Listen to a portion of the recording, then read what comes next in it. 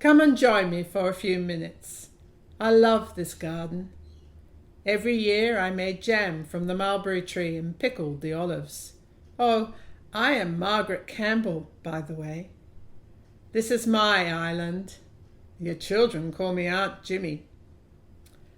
I've spent the best part of half my life here.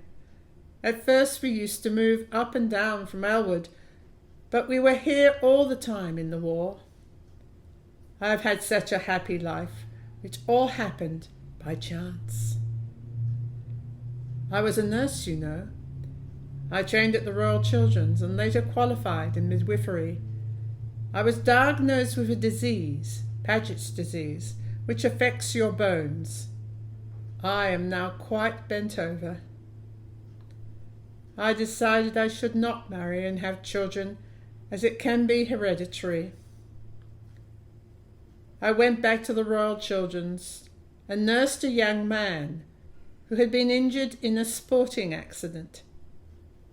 I know you should not have favourites among patients, but we formed a bond. His name was Ted Jenkins, and his father Harry was a dentist. Ted was a paraplegic and needed constant care when he left hospital. Harry asked me to work for him in a private capacity and to look after Ted. Alice, Ted's mother, did not enjoy good health either, and I looked after her as well until she passed away in the war. Harry brought Churchill Island for Ted to have a life. He could do a surprising amount of work on the farm. I loaded him on to a pony cart and later on to a tractor, and he could bring in the cows and even milk them. He was a crack shot, but did little to keep down the rabbits on the island. He taught some of the children to shoot at targets. During the war we ran a dairy farm, and I used to take the milk across to the stand on Phillip Island to be picked up by the truck, which took it to the Archie Creek's butter factory. It needed all my strength to load the 5-gallon drums into the boat and return for the empties. Have a look at the one here, but do not try to lift it, as you could hurt yourself if you're not used to it. Twice a week I had to do this. After the war we raised beef cattle, which was easier. We always had a lot of visitors. Ted's friends came often. One of them, Arthur, took some film of the island, the bridge being built, and our happy times. You can see this if you want. There were always plenty of children visiting. They loved my sponge cakes, and I taught them to make biscuits. They were always climbing trees, and I gave them chocolate frogs to ease the cuts and bruises.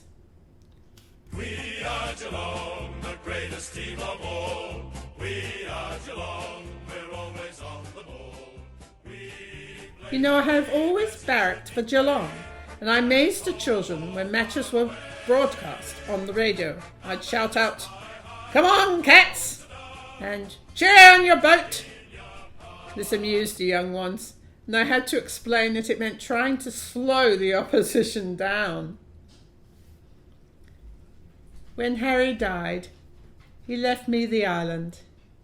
He left me his Jaguar car as well.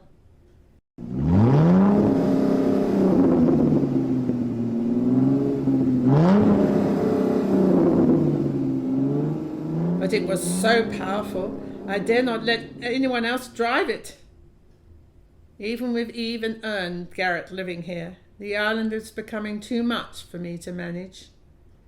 I'm going to have to go and live with my nephew, Ted, in Deniliquin. I shall be sad to leave. My dogs are buried here in the garden. John asked me if I would donate the island to the government, but I do not want people tramping over my island and dropping their lollipops everywhere. I hope we can find someone to buy the island who will care for it. Thank you for listening to my story.